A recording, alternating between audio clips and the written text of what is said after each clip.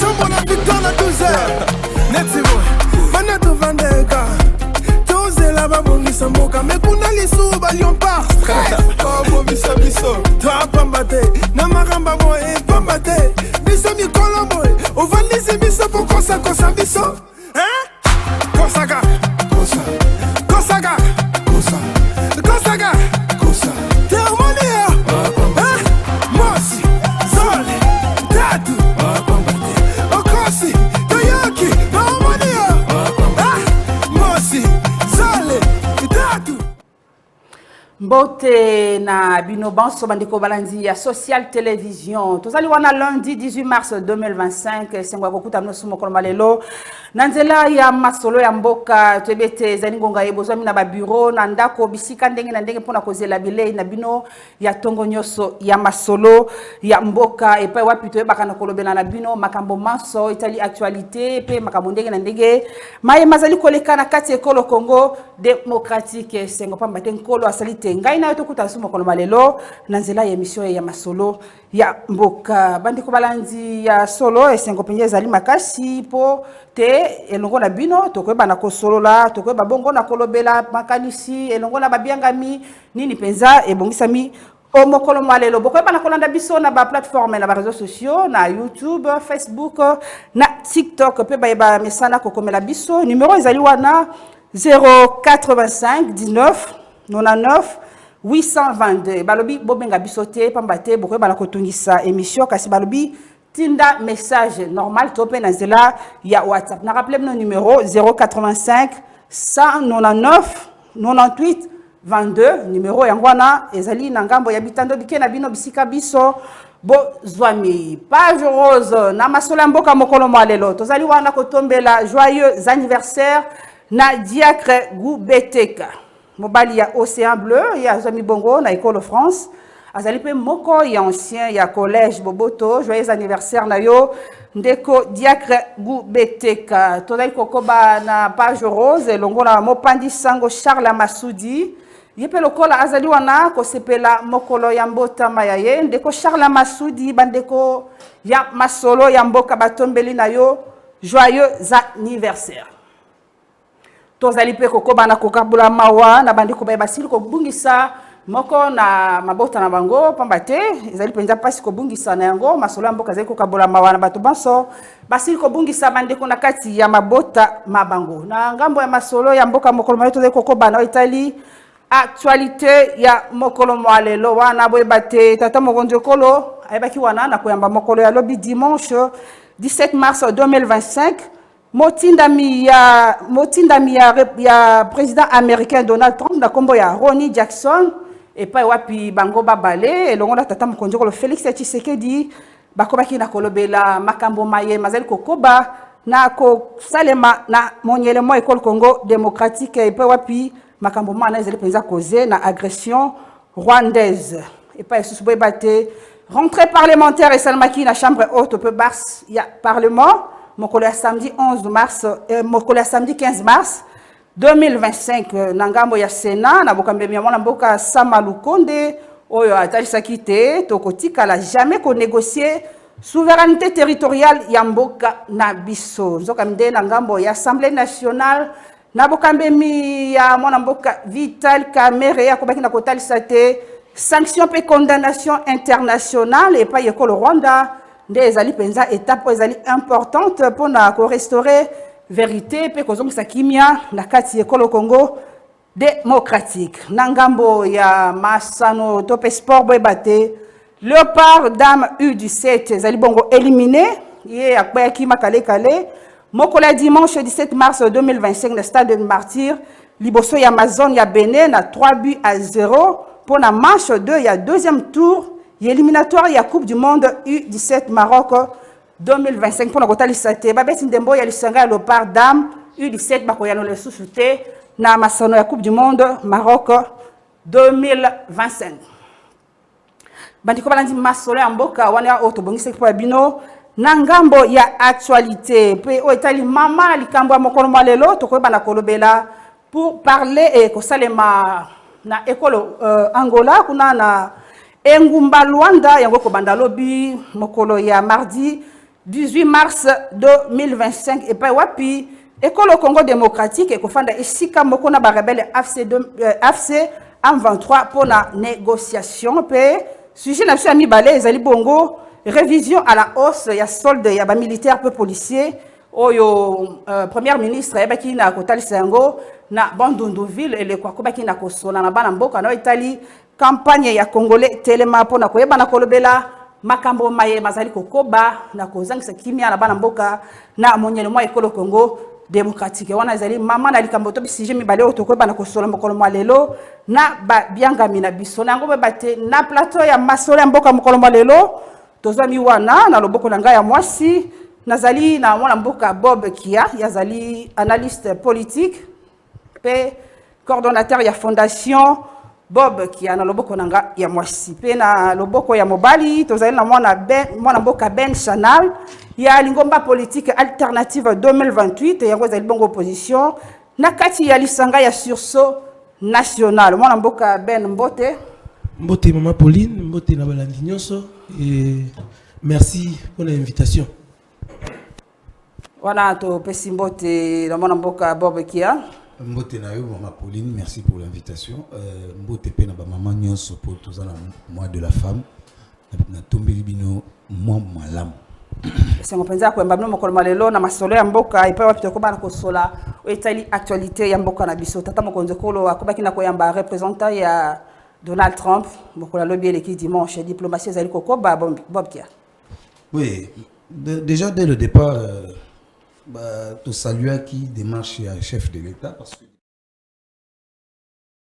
importante na crise où tous qu'on vivre na mboka na biso. Mais jusque là moi personnellement je disais que on n'attendait rien de la communauté internationale. Je ne pense même pas que ça bénéfique pour la population à Congo. Bari ba tout rebelle betami président de la République a battre record et va voyage. Tu es tu qui ba tu belé bazo ba ko voyager na ko voyager zaka mais et apporter l'autre. Na minute to zaka bisuka to bundaka. To bunda to bengana ba agresseur wana ba agresseur ou ya Rwanda ou ya Kagame to bengana bango pour tout bongisa sko. Na minute yo makambo etali les autres important la minute où ils allaient que le dialogue doit être entre Congolais, pas avec les M23, pas avec les rebelles, entre Congolais, où ils bazali, baza capable ya ko zana souci à population, na souci à école. Babiloko wana ba accord, ba négociation, non. Ils ont important c'était la minute. Donc na zomo na mokaka ezaka ba coup de théâtre. Il y a eu combien de présidents depuis qu'il y a guerre Namboka? Depuis que la RDC est agressée. Il y a eu combien d'envoyés spéciaux, combien de présidents, qui on n'a pas vu jusqu'à l'instant? Qui on n'a pas vu? Mais il n'y a toujours pas de changement. En ce moment-ci, nous devons parler de la guerre. On doit bouter l'ennemi hors de nos territoires, hors de nos frontières. Et puis après, on verra le reste. Ndeko Ben Chanal, président c'est représentant ya président écolo aux États-Unis na RDC, vous avez quand même solution pour na aussi ça makambo ko le Canada est RDC. Maman, omoni tango biso na alternative 2028 tozali ko loba que makambo Congo il faut tozwa yango na sérieux congolais. Sérieux congolais veut dire quoi? Veut dire il faut tout comprendre que ba état nyonso eza na mukili. Même quand il s'agit de la diplomatie, il faut une diplomatie et pas un moutou oyo azana voix moko qui porte. Et pas un moutou oyo déjà yé moko azoye ba komi respecté, ba tout moutou na pas respecter, ba zoyer à la hauteur, il y a ba valeur oyo azoni pesa. Mais on remarque que depuis mon mboka Félix Tshisekedi a commis un pouvoir en mboka oyo 2018, Congo ezui hauteur wanate. Congo est une grandeur. Aujourd'hui, le Congo, dans la scène internationale, ils ont le la moi na éthique mon boya comment coller la lila. Ni est tambol malamute. Non, nous sommes tambolaté. Ici, na cas où on la sécurité à Moka. Mais nous sommes tambola malamute. Mais par rapport à la sécurité, on nous a chanté ici la diplomatie agissante, la diplomatie agissante. Mais dans le concret, Congolais ont bika, kaka na difficulté, kaka na passe, kaka na insécurité. Donc c'est pour dire que même tant aux luka osa la diplomatie, il faut que yomo konano à l'interne. Ozalana une voix qui porte. Ozalana hauteur, ozalana grandeur, oyotina batuba respecter au prorata à grandeur na yo. Mais qu'est-ce qui s'est passé avec ce régime ici? Régime il y a mépris. Régime il y a arrogance. Régime il y a déni de l'autre. À l'interne ici, un régime ba comme on a ba ninga na bango ba congolais ba compatriotes ba congolais surtout ba ba na kabula na bango attitude moko politique té il y a côté les marananzela ko ganga ka fachi beton mu kontombolo ko yembela ga et tout ça ba ba que non to yemba ki bongo pendant soki 32 ans ya Mobutu ça n'a rien apporté au pays to yembi pendant 18 ans ya Kabila et Joseph ça n'a rien apporté au pays to tika na makambu ya ko yembela ba politicien to travailler sérieusement. Même ceux qui élection mais nous le commis on a mon amboka tala to solo là calmement sérieusement sur n'engani ni photo matisa Congo et comme à la hauteur il y a vision la vocation na yango té mon amboka fait c'est que des boy ko yo kabongo il y a le but que non il faut tamula mukili Congo zalaki comment on appelle ça ezalaki na en autarcie ezalaki sous un concert des nations té il faut tamula mukili akeko tamula mais du fait que le Congo n'avait pas déjà atteint sa grandeur. Et apporté elo comme mon côté. Et il est là, tu continues à faire mongo, na ba lobbying extérieur, tu continues à faire mongo, na ba voyage, na ba sortie nini. Mais alors que à la base, l'armée, les forces de défense et de sécurité ne sont pas suffisamment motivées pour combattre l'intégrité territoriale. Voilà pourquoi dans la région de Nekoba, donc maintenant, il faudra que chef de l'État, il faudra que le régime actuel, il y a l'union sacrée, va comprendre que il faut que nous en famille, entre Congolais. Mais dans la contre Nekoba, pour dire que il faut mettre tous les enfants du Congo autour d'une table. Tout le monde alors, même ceux qui ont touché aux armes, même parce que ceux qui sont en train de tuer aujourd'hui à l'Est, ils allaient opposants au bazar à la Kinshasa. Ils ont fait sangaté, ils ont ados cité, ils ont fallu lutter. Il y a d'autres personnes qui sont là avec les armes qui tuent nos compatriotes. Alors, on ne peut pas continuer. Il y a comme ça, une option militaire, alors que l'option militaire sur terrain, et là, ça va limite. Si le parole, si le dialogue peut nous aider à les faire comprendre qu'il faut tout choisir la voie de la paix dans la quiétude, tant mieux. Pour qu'après, tu vas na sikoyo sérieusement, tu yeba nini ko sengela sikoyo na ko vandisa pona Congo, il y a lobby et dans la Congo o to konozonga lisusu na ba saut d'humeur répétitif boité. Tonandaki mwana mboka Vital Kamerhe et ya ouverture de rentrée parlementaire mokolo ya samedi 15 mars 2025. Vital Kamerhe a sengi sanction internationale contre Rwanda. Et quoi apporter maman, ba sanction on et bandai continue à casse to yebi. Et là comme to boya sikoyo na nouvelle génération politique auto lingato bimisa la Congo. Il faut to boya que to lugara toujours un tiers responsable. To lugara toujours un bouc émissaire. To lugara toujours muto enseigner la côté la bisu émissaire. Parce qu'il y a des auteurs, il y a makambo ko les canaux. C'est ce que j'ai dit, c'est ce que j'ai dit. Congo na dimension na yango. Na appel nango, na vocation nango. Azali mutu oyo ba ko sengela kaye, ba to côté la kaye te. Congo na vocation nango, il faut ba tunde ba ka sengaye pardon parce que gêner vie à batu mususu. Quand quelqu'un veut le menacer, il est prêt à riposter et de la manière la plus fulgurante qui soit. Vous comprenez? Donc aujourd'hui, mutu loko la Kagame. Puisque que c'est un belliqueux, c'est un sanguinaire, c'est quelqu'un qui a la tête ailleurs. Tant que ba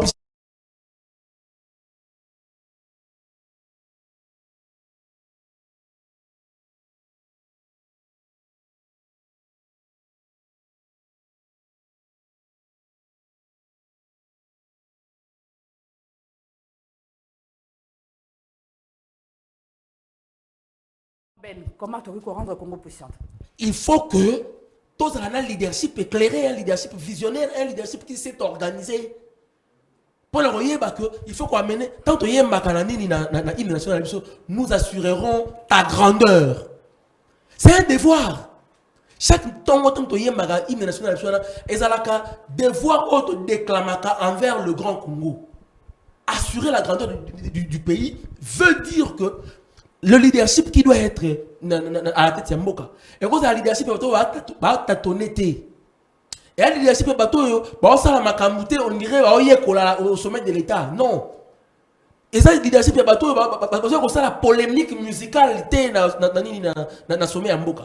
Et ça, le leadership est visionnaire, il s'organiser en amont, il va dire que tu commis awa, tu as la boue pour l'armée, tu as la boue pour la force de défense et de sécurité, tu as la boue pour combattre l'intégrité territoriale. Parce que on ne peut pas être le Congo, on ne peut pas avoir autant de voisins, avoir toutes les richesses que nous avons, et puis avoir une armée faible pour dire que la communauté internationale ne peut pas être sanction. Non.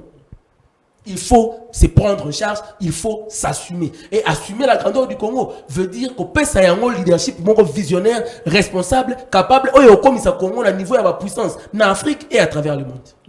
Bob Kia, président il y a Sénat Jean-Michel Samalukonde de Ngambona, atal sakete ngonga ezali penza mabe makasi, l'heure est grave. Na yango tokotika la jamais qu'on négocie souveraineté territoriale ya mboka na biso. Oui, nalingi na récapituler moi muke makambo ya ndeko na biso ben auti koloba wa mboka o batikala osaka na mote avant entrer AFDEL mboka o babanda osaka na mote. Pourquoi je dis que ndeko wana oyo Donald Trump atindi ezala ka pouvoir na bango mbaye ko affaiblir peka Congo, n'est-ce pas? Vous êtes au courant bango mutu baye ki affaiblir Zaïre. Parce qu'à l'époque, malgré tout ce qu'on peut dire, qui pouvait blaguer, qui pouvait s'aventurer aux frontières du Zaïre? Il n'y avait personne. C'est pourquoi je voulais dire que le président de la République, actuellement, doit prendre l'attitude de celui qui était Mobutu. Il doit se comporter comme tel pour que nous puissions garder et sauver l'intégrité de notre... Il faut se référer à Nini pour qu'elle se comporte comme Mobutu. L'armée, il doit rendre cette armée forte. Ben vient de le dire. Que nous soyons capables, que nous ayons une armée dissuasive et prête à parer à toute éventualité. Ok? Ce qui n'a pas plateau n'a pas autant combat vital Kamer était. Je suis vraiment désolé. Parce que justement, personnellement, pour moi, je n'ai jamais vu ce qu'il a fait. Je le dis et personnellement, il est passé de ministère à ministère. Il y a toujours des problèmes. Il n'y a pas de retombées. Mais si il dit que Makambo, il a été avec l'AFDEL, il n'y a pas de problème. Il a été avec le PPRD. Il n'y a pas de problème. Aïe na UNC. Toujours des problèmes. Quelle est la vraie solution qu'il a apportée? Problème, si la carte a parti, il y a mon réseau Kamba. Bon, Bazara Kimia. La carte a parti, UNC, Bazara Kimia. Bazara Kimia. Les internes, les cousines internes. Justement, si ça a mon carte. Parmi Bango, Basara Makile Libanda. Donc, personnellement, à l'instant, il faudrait que le président de la République a adopté attitude. Le président de la République, Yakala, Yazaïr, Mobutu, Azakina. Parce que si aujourd'hui, Kagame a le courage de faire. Il faut savoir que Kagame ou les Tutsis, ce sont les enfants chéris des Américains. Il ne faut jamais oublier ça. Donc ils peuvent dire de loin. Tala lelo na Iran. Armée américaine les a. Armée américaine les a. Batine armée américaine bazo bundisa comment on outil ceux qui va outil. Mais ceux qui bazaki pensa batu ou bazo linga intérêt en boka. Qu'ils déploient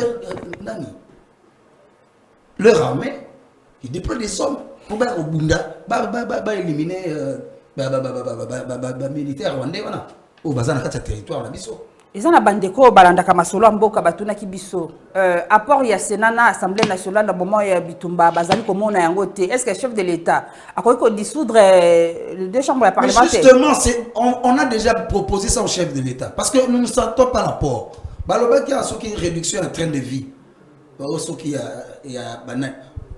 On aurait dû commencer au Sénat et à l'Assemblée nationale. Que non, Bino, tu vas retenir. Il y a un émolument. Aux Ouakamil, tu divises en deux. Réduction en train de vie, il faut au sommet. Parce qu'ils sont budgétivores.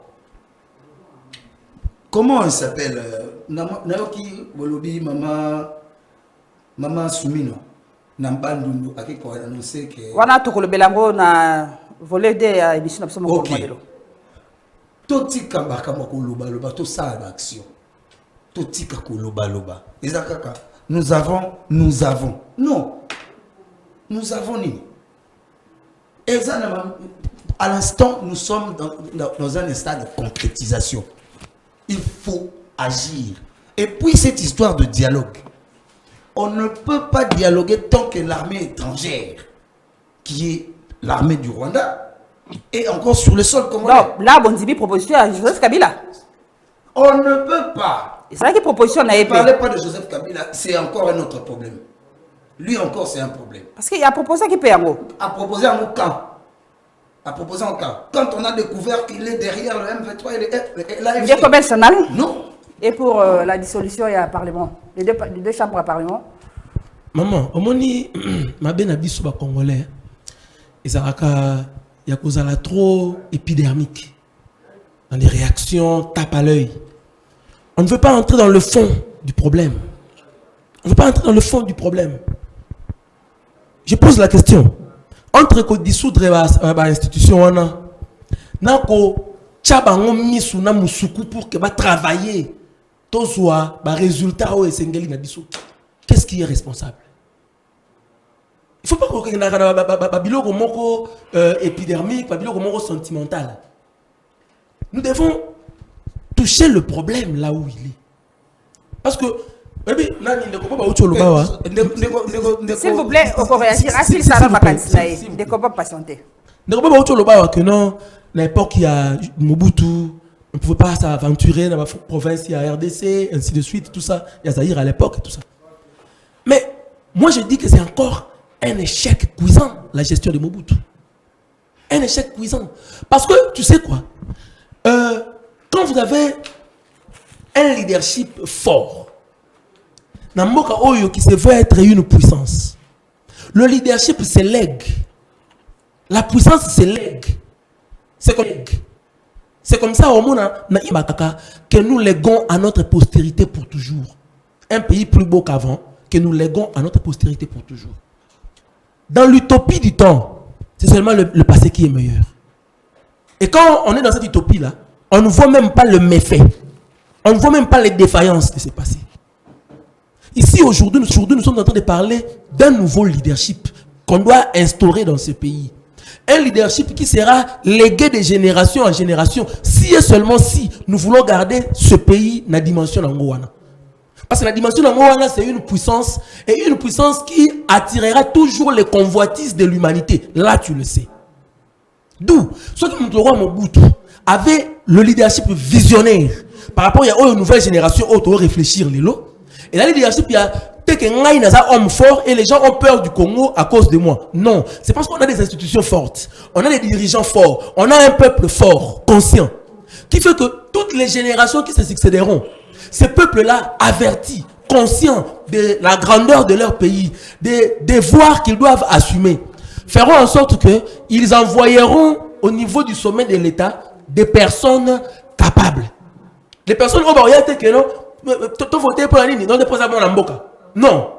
Mais tu vas dire que non, il y a un hymne national, je les mets au défi, il y a un hymne national, vous votez pour hymne national. Non, ça c'est réduire le pays à du n'importe quoi. Donc, papa, depuis 60, Tililou, au vu, il y a un enjeu, il y a un défi, au Congo et Zalaranango depuis naissance, na Berlin. Tilelo, 65 ans après l'indépendance, on ne s'est pas encore assis pour tout le classe politique nini ça un bon leadership du pays pour y assumer. Et c'est le devoir que notre génération nous avons. Parce que sinon, avec toutes les erreurs du passé, nous aussi, nous risquerons de commettre les mêmes erreurs et puis passer. Et on a trop averti. Et notre passage ici, dans ce pays ici, ne sera que l'heure. Et vous allez donc, c'est pour dire que aujourd'hui, nous n'avons plus besoin, il y a ma solution tape à l'œil. Aujourd'hui, nous avons besoin, il y a vanda, là sérieusement, de manière intrinsèque et holistique. Qu'est-ce qui ne va pas pour que le Congo retrouve sa vocation de grandeur rêvée par les pères de l'indépendance? Et comment assumer ça pour tout le léguer aux générations futures? Merci Ndeko Ben. Ndeko Bob, depuis quelques secondes pour tout na bozinda masula mokoloma lelo. Bon, on comprend Ndeko Ben. On comprend Ndeko Ben que aujourd'hui, il y a une nouvelle classe politique. Hein? Oui, une nouvelle classe politique. Nouvelle génération de leaders. Ok. Mon cher ami, moni biloko eza théorique mingi, eza philosophique tout. Omoni na mboka oyo toza babantu. Toluka to copier makambo ya ba occidentaux te. Tokokoma ka pe lokola bango te. Parce que ça c'est une vieille démocratie. Et puis démocratie na ndenge ya ba occidentaux. Ils ont une civilisation autre. Biso siko il faut topé sa valeur na kibantu na biso. Avec tout ce que nous avons. Les lots ba politiciens et belé bok yanga eza ba parole moko ba propagandiste. Bino bolingi couper sa batu mafuta na mutu ko ambuye. Awa na minute oyo to lobela nanu mabele. Il opesi pe la suka awa aida mabete. Izaida mabete kwa nini po Kongo ya lobby et toti lango bana ba koko to nini na ba valeur nango. Il faut to vendre na banane. Il faut to vendre na banane. Ba Congolais tout. Oh to yebi ke aza Congolais de souche. Vous comprenez? Donc ngai na yo na yebi ke Pauline moi si oyo azali penza moi na Équateur. Na yebi exacte oyo na yebi ke no bazalaki na moi à partir de 94, papa des pères et des mères, il faut préciser. Hein? Papa n'a pas pu kotaka. Au moins, il y a un maman dans la Belgique. Koko na ya utaka na ekolo boy. Te. Wa o yozolo ba wana. Osolola wana. Idée wana il faut que solola entre Congolais. Entre Congolais. Pour na minute yo, oyebi ba ka dialogue wana soki to lobi to vanda na M23. Les autres ont souffert le colloque, la négociation, l'alliance. MLC, RCD, mouvement est belé. Tout ça là qui est le Kona. Tout ça paie. Il est le pays. Ouganda, Soki Burundi, Soki Nani, Bunda na Kisangani. Musika mboka na bango. Babomela biso bandeko. Ngai babomela na bandeko. Pour Kisangani eza ville na ngai. Babomela na bandeko. Donc, je ne pourrais jamais accepter les lois de sous ma négociation, accord, négociation. Ça va encore apporter un brassage. Ça Merci. Va encore amplifier. Merci Ndeko Bob. Bandeko Bani Masola Mboka wana pour comprendre que c'est un sujet d'actualité. Tu es bien bon dans ton makanisi. Il y a ba invité à Mokolomba lelo wanto ko bana kokota na mama na lisolo ya Mokolomba lelo ya masolo ya Mboka et puis wapi to koko banaino na kolobela début il y a pour parler ko banda Mokolomba lobi mozali ko ya mardi 19 mars 2025 na ngambo ya Ekolo Angola na Engumba Luanda na médiation ya président angolais mwana mboka Ben Chana Lozali na maloba beaucoup taniwana négociation entre RDC et AFC M23 bana Congo démocratique va s'attendre na nini. Merci maman Pauline. Avant de répondre on a 30 secondes kaka ya ozongi la kamoro Ndeko Bob balobi Ndeko Bob moni qu'il y a lelo.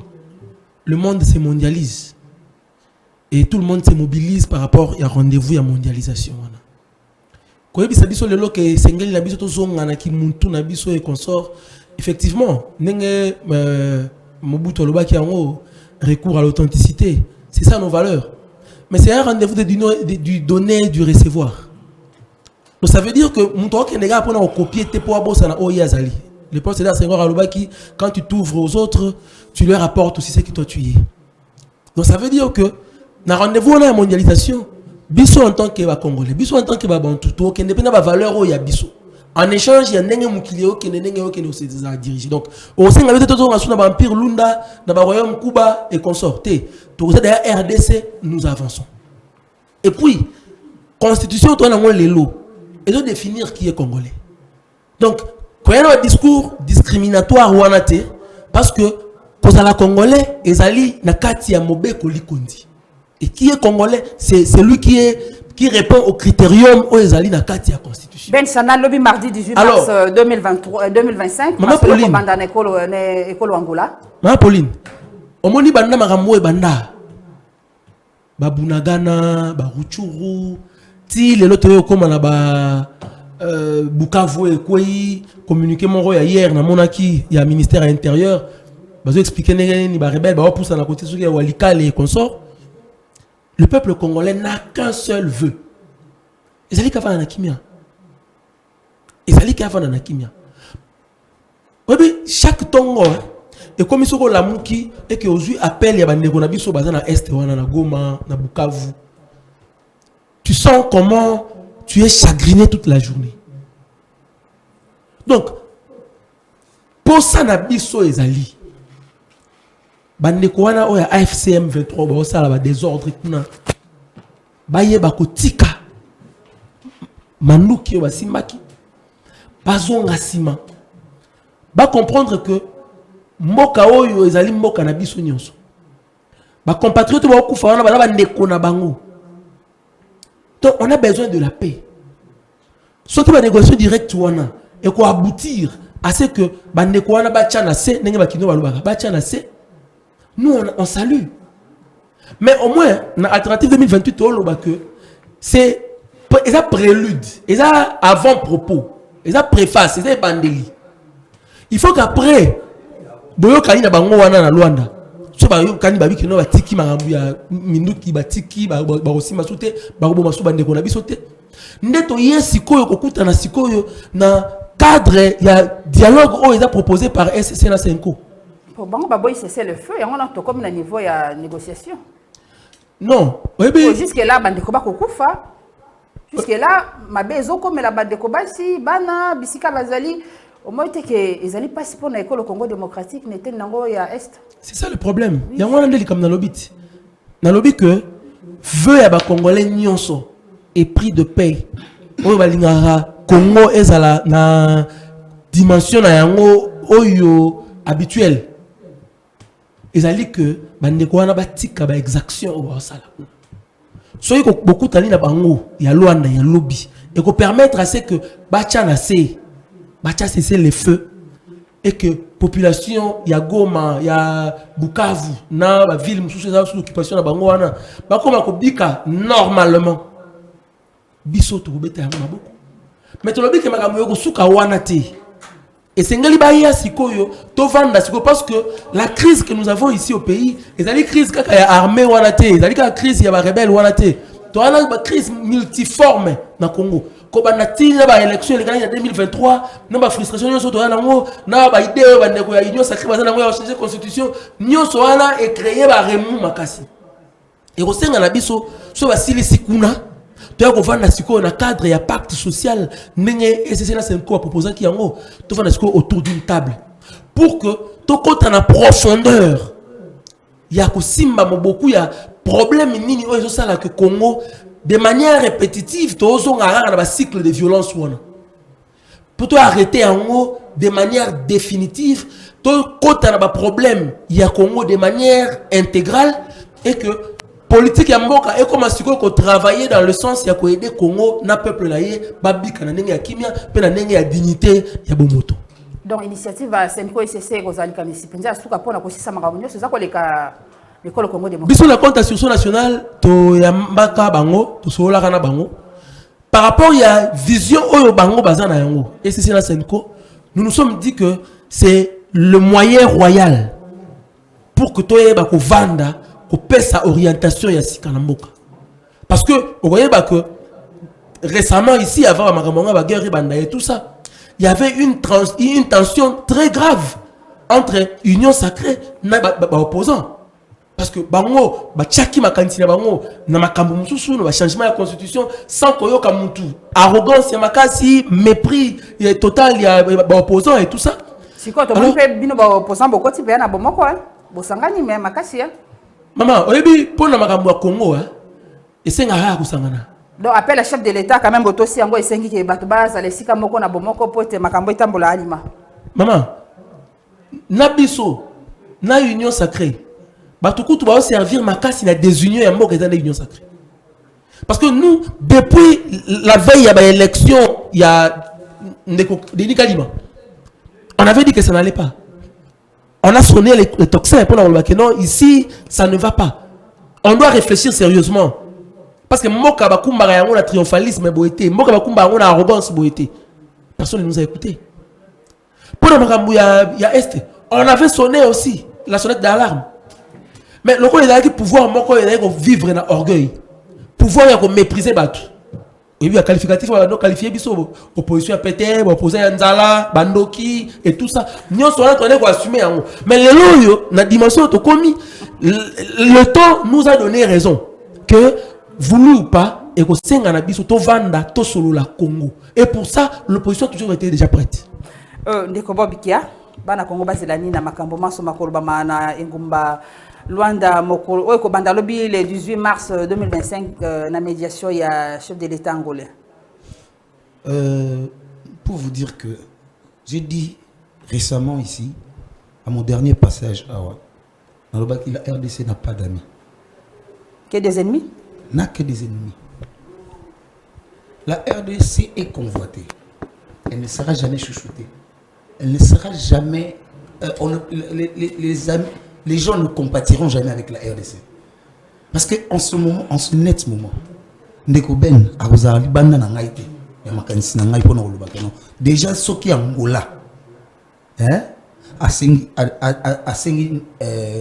négociation qui est ça, les Makuna. Alors, ça, on va pas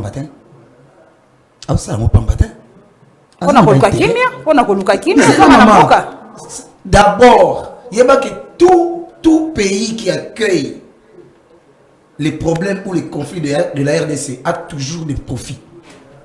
Et ce n'est pas, n'importe quel profit. Et c'est toujours pécunier. Ça, je vous le dis. C'est toujours pécunier.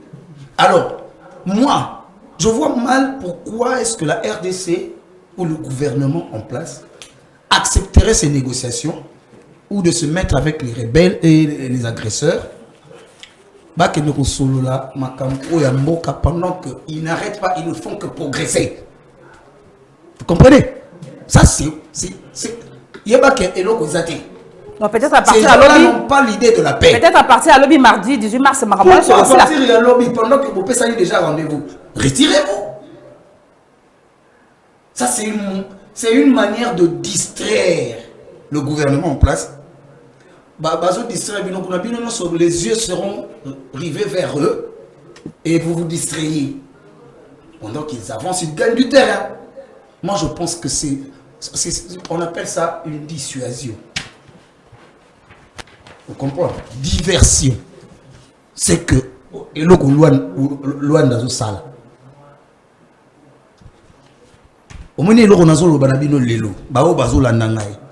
vous aurez de ces nouvelles, vous aurez ces informations. Au moins, Luanda a Bengisi, a sa négociation. Parce que d'ailleurs, moi personnellement, j'ai lancé le message au président de la République de refuser. Mais refuser au moment où Bitumbezo continue à Est. Même quand on va ils ont distraction. Nathan va de combat kokufa. Ngai na sina lobaki Tobunda. Place maman Soumino ake kosala nini déclaration na yona ya komatisa bambongo pona ba. Tozoko bana okala mingi. Place wana ngana sina pesi no. Tozoko bana okala mingi te. Donc, il fallait qu'il y ait un terrain. Il faut qu'il y ait un terrain. Effectivement, le gouvernement basé sur le terrain. Terrain, ouais. Basé sur le tambola pour mobiliser, basé sur sensibiliser la population. Est-ce que tous mes amis là-bas, non, basé sur recruter, peut-être un ambo pour qu'il ne appuyer, faire d'essai. Basé sur recruter. Mais on basé déjà, quelle est la motivation? Ils sont motivés de quelle manière? Maman, arrêtez de distraire les gens. On oublie les priorités, nous nous basons sur des futilités. L'accord sur une négociation, c'est une distraction et une diversion. Bandiko banani masolo mboka wana toko solelongo na technique ya mboka kokota na sujet ya mibale etali révision annonce ya solde ya ba militaire pe policier elongo na technique toko banani kolanda premier ministre esika salaki mobembo na ngambo ya Bandunduville et pa wa pezali kokoba na campagne ya Congolais Telema pona ko mobiliser bana mboka ba bongo na kotali sali sungi na bango na mapinga ekolo Congo démocratique ba bazali ko bunda na monyele mo ekolo Congo démocratique bongo tokoyeba na kozongela babianga mya mokolo malelo jeune oya moni lelo kazana makasi okeno bunda kota na armée akota na armée jeune oya lobike azana makasi akota na police asa la formation akota na police poto lingi lelo armée ezala discipliné police ezala discipliné bino nyonso tout l'air bokota tokoka ko sunga bino na ndenge koki na ba formation. Et puis, pour que nous protéger l'intégrité territoriale de Mokanabiso. Pour le gouvernement, sur base de meeting de la président, Tolobi Boy. Nous surtout babengi militaire. Nous surtout babengi policier à partir du mois de mars, solde est multiplié par 2.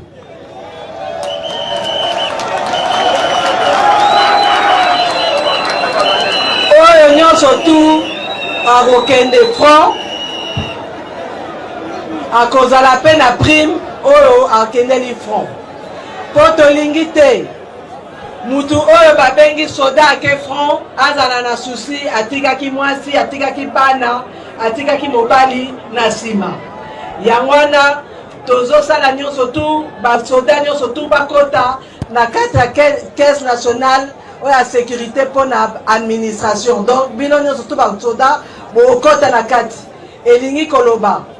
Boroba na cotiser pour la pension na bino ezala. Et puis, peut pas soin de santé et qu'on racope sama nenge sengeli. Ndeko Bob Kia, maloba omboka yo, olandi premier ministre kuna na ngambo ya Bandunduville, ndenga lobeli solde ya ba militaire pe ba policier, ba koyeba na komatisa ngo susu mwa ndambo pona kosunga bango. Bandeko bananda ki yango balobi masolo mboka wana ezaka ba promesse te est-ce que koko kisama maman merci hein na oboya ki na pesa déjà yano na yango nazo kisama lobi pa na yo bien que na landa ki nazaki déjà na yano na ngai maman ba ko multiplier solde de bango fois 2 un wana nanu bazozwa kate bon fois 2 yana bozonga yango bandeko ba ezamba promesse pona kaka botondisa kaka c'est le seul budget, hein? C'est le seul budget non comptabilisé. Il y a la sécurité, hein? Il y a la défense. Vous comprenez? Donc disons, bon, il y a la défense. Il y a la comptabilisé, il y a non contrôlé. Ou est-ce que enveloppe oh caméra abano bimisana natama za radio cab alba nini la situation d'urgence wana ebimamba moko basinya ngomba moko pour le moment maman oui eza nango ba initiative a bien mais ba o ba non kuna bazwana o il fallait bazwaka ba o baza déjà bazwaka non makama ba promesse na minute eza bien té. Ils ont bien été. Ils ont un bilaka kaka. C'est l'homme. Maman nangai. Et au Koksamate. On n'avait pas encore signé. On n'avait pas encore fait ça.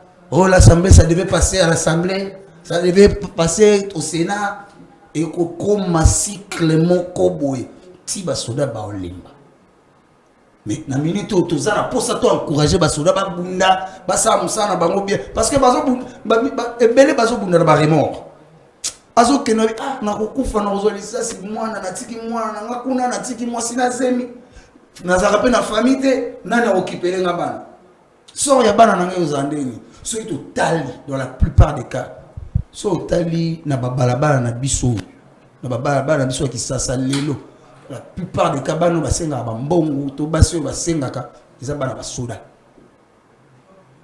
so moni na temps otelemi liboso par exemple o eza pembe na kankokolo na ba sorti ni so kankokolo na tongo eza na deux mouvements ba miki ba okota ba miki ba obima et ba miki ngo pe ba ok classe T eza ka ba na miki ba ok classe T ba to ok misala te ba o ba uti usenga to rabutu ba koti ba o musu ba uti ba ok de usenga to ya moi ça fait mal, ça fait très mal. Maman, des promesses comme ça, non. Agissez seulement. Basoda ba vanda ba surtout ki ba na non 5000 fois bon mati au monde là et ça a plaisir o comme tout ba ayoki pena te mo ko mo bonga kolaka masola balaki ba mo combien de fois to ka ba regret ça la ba déclaration ba donc ba nyonso donc makam oyo mama na moni ngokutu il fallait pas. Ndeko Ben, lelo soki gouvernement ndenge lobby esengeli ba matisa soldat ya ba militaire pe policier. Bongo soki ba matisi est-ce que bon ane ko suffire pour na ko soutenir mampinga na biso surtout ba bazana bitumba na est. Maman. D'abord, premièrement, il faut comprendre que marambo ba ndeko na biso ba osala. Mouvement nyonso gouvernement ezui panique oyo ba komi ba msusu na zamba, ba msusu na mer, ba msusu dans les airs, tout ça. Ils ont recruté alors que charge naïs ali yakota la mambi comme transport ma comme recruter toute l'armée et tout ça. Agitation nyon soana, c'est juste parce que lors d'un conseil des ministres le chef de l'État a dit que d'ici là il y aura remaniement. Chacun veut maintenant gesticuler pour la Kisakazo Sala, doit accompagner le chef Nabitumba et tout ça. Sinon on connaît comment il s'est pavané ici à Kinshasa, on est à l'aise. Hein? Dans la cortège, il y a 24 heures. Dans la sens unique. Tant qu'il y aura remaniement d'ici là, tout va comme agité. Pourquoi? Chef que tout ça. Et bien, a commis sollicité ma casse. S'il vous plaît. Donc, pour dire que eux-mêmes ne sont pas convaincus. Et on a la légèreté à bon côté. Pourquoi on a les gens à bon côté? Ils ne sont pas convaincus. Des deux. Est-ce que Tiraka, Batou, Bayako sont enrôlés dans l'armée en brandissant l'argent? Non. Armée Bako Tarango pour la mongo te maman. Ce que vous avez armée pour la mongo, il y a un moment où commis général, à ça près à Osaba Magou Union, pour ton immeuble. Pour ton immeuble, pour balancer 5 femmes, et puis la jeune fille dans quartier. Parce que motivation de départ, il y a au côté en armée, c'était l'argent. L'armée, on y va par patriotisme, par amour envers la nation, par souci. Il y a préserver que nos générations où sont lignées longues, il faut remplacer pour maintenir l'intégrité parce que tu as un mot digne, tu as un mot fier. C'est par fierté que quelqu'un part dans l'armée. Donc le devoir du gouvernement et à combien plus forte raison et ça Sony mélangé dans Mawa que ezali numéro 1 il y a gouvernement de Mouto ça la déclaration. Alors que le devoir du gouvernement devait être, il y a quoi embellir l'environnement, il y a armée. Quoi embellir la condition, il y a armée. Pour que les gens viennent eux-mêmes solliciter, parce qu'il y a des gens qui ont un taboué, et ça avec assurance. Déjà, ceux qui soldent, ça va combien? C'est ça encore le problème. Tu as dit que tu as comprendre? Va doubler en gros. Donc en fait, c'est pour dire que makambo mboka bandeko ba okamba biso ba mema yango bongote. Voilà pourquoi nous voulons des personnes visionnaires, des personnes responsables qui savent que dans le moment ya boye ya mboka, quels sont les mécanismes à mettre en place. Parce que l'armée, on a tout monté, et ça, l'armée, on a pour refaire guerre. Et ça, l'armée, on a retiré à la Namboka. Ce qui est voisin, il y a RDC, Abimi, quelque part, autour à Lingia, mais quand on la même armée, on est à la forte, il y a quand même un maîtriser. Alors, on peut faire des choses de manière épidermique, de manière tic-au-tac. Que parce que nous avons non. Ce n'est pas comme ça qu'on attire les gens dans l'armée, dans les forces de défense et de sécurité, dans la police. On ne vient pas dans la police pour se faire de l'argent. Il y a un comportement de la police, il y a un partout ailleurs. So, il y a un roulage, la chaussée, il y a un roulage. Roulage, il n'y a même pas que rôle là, il y a une éducation. Ah papa, au moins nous on est ralentir, on est salibé, maman a bloqué. Papa kita, là c'est mikana. Donc pourquoi? Parce que n'enga bimi na ko wana ayebi ka ko lukambongo. Alors qu'il fallait que motivation première est ça il y a kobatela ba congolais na biloko na bango. Pour l'armée kobatela intégrité territoriale. Ndeko moka komeli biso alobi bino na opposition bozaka kaboye. Bosenga ki baba kisela ba militaire mbongo pour que makambo etambola bien babunda basala mosande esengeli gouvernement zuli kanisa ko bakisa bolimbo contredire les sous. Non, mais ce qui ndeko ayola ngai wana amoni esika na contredire ayebisa ngai. Na sens que lobby mbongo bako bakisa wana e ko na lobby boye. Biso surtout biso na alternative 2028. Tomi benga alternative pour ani. Parce que to ligato dans la solution na ba échec na me fenyo so tomoni. To lobby que gouvernement ne muto a devoir ya ko embellir l'environnement du militaire, du policier et des forces de défense et de sécurité. Et ça musala na bango. La façon nini? La façon ya ko rendre yango plausible, ko rendre yango attirant, ko rendre yango responsable. Pour que ce soit un policier, un militaire, à respecter, et puis ça peut pour ça. Il y a comme un peu bon conseil la mboka. Deux, bâtir une armée dans la police, n'a pas brandir mbongoté. C'est par patriotisme que quelqu'un doit venir. Et pour que Nani, Moutou, Azobolingwana, Patriwana, et c'est à sentir na chef, il va te voir comme mboka qui va avoir un souci moko wana. So les soucis na bango ezali kaka ya mbongo mutu pe koya kota na armée pona mbongo akwana koluka mbongo bimaka wapi na armée yango na ba musu ba très ba oteka mboka yango na ba musu ba osala ba deal na ba ennemi po azwa mbongo atonga ba immeuble abala basimisa tout 4 5. Vous comprendre? Donc il faut faire des choses de manière responsable. Ezali tel que mutu azobela maladie ya makasi na kati ya nzoto mais et se manifester la fièvre yo lobi OK lokwa to pesa ka do li prendre boye et suki wana bito bi bongo te. Dolipon wana et atténuer fièvre, ok, mais tout ça là est examen approfondi pour que toi attaquer maladie et ce que zali pour la raison que ça Congo est un pays digne et respecté au travers le monde. De quoi pas bakisa? Na ina bakisa boy. Et puis eloko et ça est marqué na Congo. Na bien bandeko bazana poto o baloba mingi wana. Yes, banda bavanda mbula na mbula basi bayoka baposer question bafuti basoda. Namboka nini yo soyo ka ba obeta lisura mbongo basoda. Salaire à soda ba obeta yango wapi. Ata na Brazzaville là on pas ça sous une numéro 1 abiso. Yo soyo ka place ni ba jour au moni que la Brazzaville lingani ba futi basoda. Ezala raté. Ilo bango basala ezaka déjà eloko moko eza prévu. Et les karamba moko vers sans bruit, sans nini, sans tapage. Et les carabons. Donc, le gouvernement a annoncé Mabé, Basala. Mais pourquoi Baseli Kangonga? Pourquoi Baseli Kangonga pour que Mamatsa Mbongo? C'est pour vous dire que Ndewalobaki a remaniement sa communauté. Remaniement sa communauté, nous sommes dans les salas. À la Kisakeno, à Osam Sala. Pourtant, ils ont fait comme. Donc, son invité, ce qui leader Nabino, président Nabino, après membre de l'Assemblée, dans le Sénat. Ados Nombasi. Alors voilà, j'avais compris. Yango Lingba Simba Parlement, Yango Lingba Simba Assemblée nationalité. Neti Ados. Ados Nombasi. Aza. Tout le monde a vu personnellement. Kozana ye. Nenga moto na ezalaka.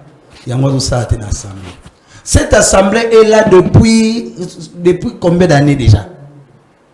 On ne sent rien. On ne sent rien. Quand on s'appelle à la bâtonne, caméra à la tête de l'Assemblée. Quand c'est moi qui ai rajouté les salaires dans la présidence.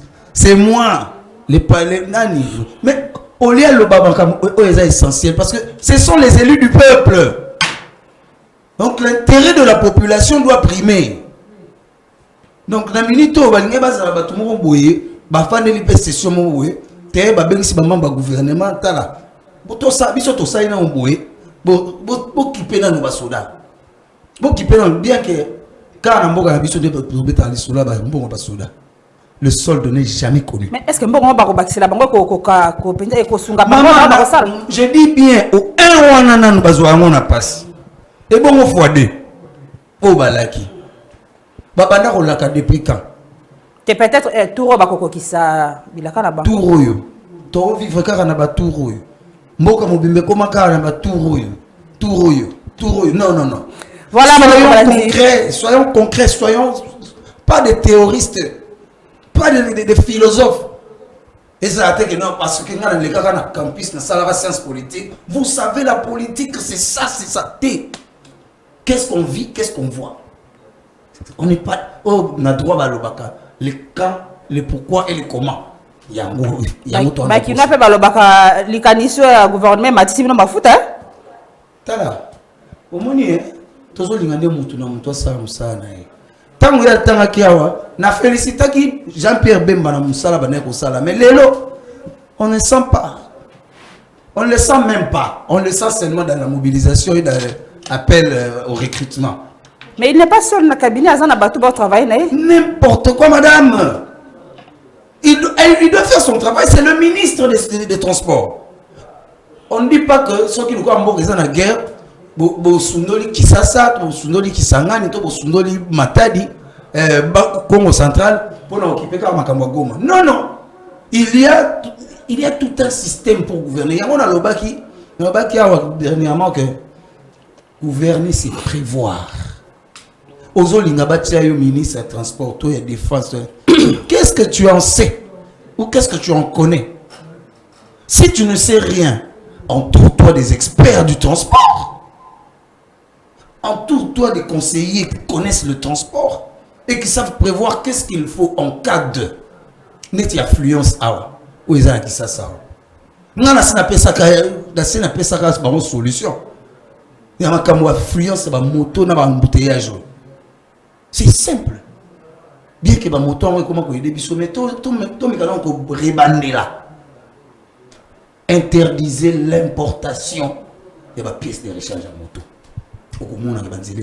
Pour que ton moto passe sur mon salaté. Dans le lobby, gouverner c'est prévoir. Ce qui va s'aligner, c'est que le bon sous. Wana makanisa mwana mboka bob kia. Multiplier la société de transport, banana ba moto nyo sona, ba chauffeur pe bazawana. Ba receveur pe bazali wana ndenge transport bandaka na ba engager na ba receveur na ba contrôleur na ba o ba benga bangando. Vous voulez leur donner du travail? Merci Ndeko Bob tokoko ba wana na étape akutanga ba message bandeko batindeli biso bandeko ba komi penza ebele. Quelle que soit la position de son entourage, Félix Tshisekedi ne sera pas échappé à la philosophie des dirigeants de la région s'il tient à sa vie, car tout n'est jure que par ces dialogues seuls capables de rétablir la paix dans les grands lacs. Mon cher, ces genres de négociations dans ce pays civilisé, ça passe.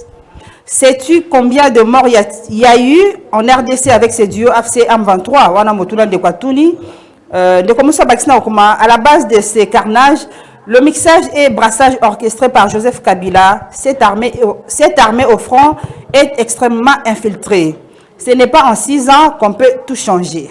De Kolobi, dans 6 ans, il faut changer. c'est que pesa ngonga na bato bazana pouvoir basa na mosala. Ndeko ba uti olobawa gouverner c'est prévoir. Donc ça veut dire que tant muntu a luka pouvoir, UDPS a luka pouvoir pendant plus de 30 ans.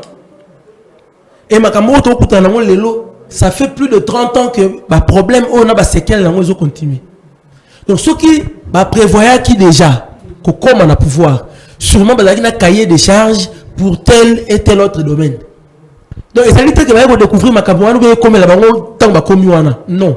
Donc le quoi va s'organiser qui bien inventé. Le quoi va prévoir qui makambo wana bien inventé, ba luka mutu mususu ya sa faute responsabilité eza ya bango. C'est auprès de ces mêmes occidentaux que vous cherchez le salut. C'est ça la vie à l'international qui, parmi les Congolais leaders depuis l'indépendance, n'a pas recherché leur soutien.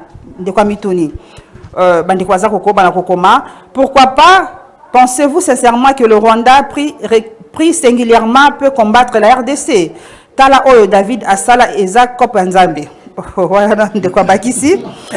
La coalition FCCK n'était pas un poison quant aux multiples voyages et détournements à ciel ouvert. Apprenez, ne fût-ce qu'à vous assumer.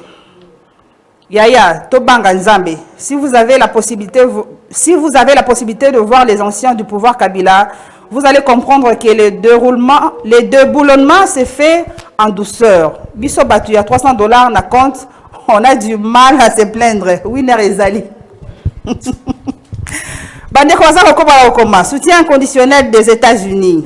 C'est la puissance mondiale qui se bat actuellement pour établir le nouvel ordre mondial. Mais ne tirez pas sur ces Occidentaux qui ont le pouvoir de vie et de mort sur vous. Message, ces distractions doivent s'évaporer de plateformes où l'on réfléchit. Son Excellent Félix Tshisekedi devra se passer désormais de cette union sacrée et tenter de sauver le Congo avec les Congolais de bonne volonté. Le président fait plus pour ses profiteurs qui ne le font pas pour lui. On a dit quelques messages. La même réflexion. Ndeko. C'est toujours eux. Nabi ndeko oyo ndeko ya Burkina Faso oyo. Nabi tant a stoppé na makamuna batu wana nyoso wana. Est-ce que Burkina Faso ils ont évolué? Burkina Faso ils ont évolué. Est-ce que tangu Niger a perçu mon Congo, occidentaux, bah ça peut évoluer. Mais ils n'ont même pas la richesse que nous avons. Ils n'ont pas tous les potentiels que nous avons. À quoi bon nous agripper sur les Occidentaux? On peut réagir autrement. Mais maintenant, ce qui nous affaiblit, c'est les mixages et les brassages. L'armée est infiltrée. Nous avons des généraux au monde. Mais au Yunani. Au monde, nous avons une tête, il y a renseignement. Au Talibou, au Nani. Et puis bizarrement, moi, dernièrement, un Mouniamoulengue au sein du pouvoir qui est en train de dire que non. Chef de l'État qui va congolais. Merci beaucoup. Koliamba na biso yango na ikumemila biso ka ba problème. Comme Yamba. Infiltration ou ta partie à wana congolais peuple moko hospitalier donc alia kana batu nyonso donc bango ba profiter na naïveté na bino na hospitalité na bino wana c'est à cause de ça toza na hospitalité toza na naïveté mais toza pe na motema mabe oyebi soki to komi penza na motema ya kolinga muninga na ndeko nanga congolais ya kolinga pe mboka nanga. Même ndela na sokai ako rompre nga pona sa ba bloko wana po baba nanga neti mutu lokola nanga azali mutu moko alingi congolais te alingi mboka na epete avoir seulement financement wana ezouta qui est derrière lui un étranger qui est Kagame. Vous comprenez? Nega zawana ondimi na yo okoma otage Comme otage, il y a des étrangers dans la mboka na omoko. Deuxièmement, ceux qui n'ont alinga qui penza mboka oe. Alinga ba condition tano ba condition. Tano ba condition oyo après ça qui dans liboso ceux qui bolingi c'est le fait. Azwa. Donc nini l'armée, la police. On est allé ben faire réseaux sociaux tende ko. Pour ces médecins d'information, il n'a fait que les réseaux sociaux n'ont fait que relayer ce que Nanga a dit na Jeune Afrique. C'est qu'il a dit une interview à ça na Jeune Afrique. Tokobana ma message. Tokobana message à Lelo. Hormis les dialogues préconisés par toutes les structures régionales et internationales auxquelles la RDC appartient, le gouvernement aurait un autre schéma de sortie des crises de Kwatun Motuna. Mosuwa Bakisina Kokoma, Fachi et Kabila doivent se reparler. C'est ça une solution. Bandeko Kokoma, quand on voit ce qui se vit en son sein, c'est ce même désordre qui serait transféré partout alors. Motuna Ndeko, Abagisi na Mawa. Mais ne pas dialoguer risque de légitimer ces militaires rwandais qui écument les régions du Kivu. Militaires en exercice ou tous les militaires. Ma question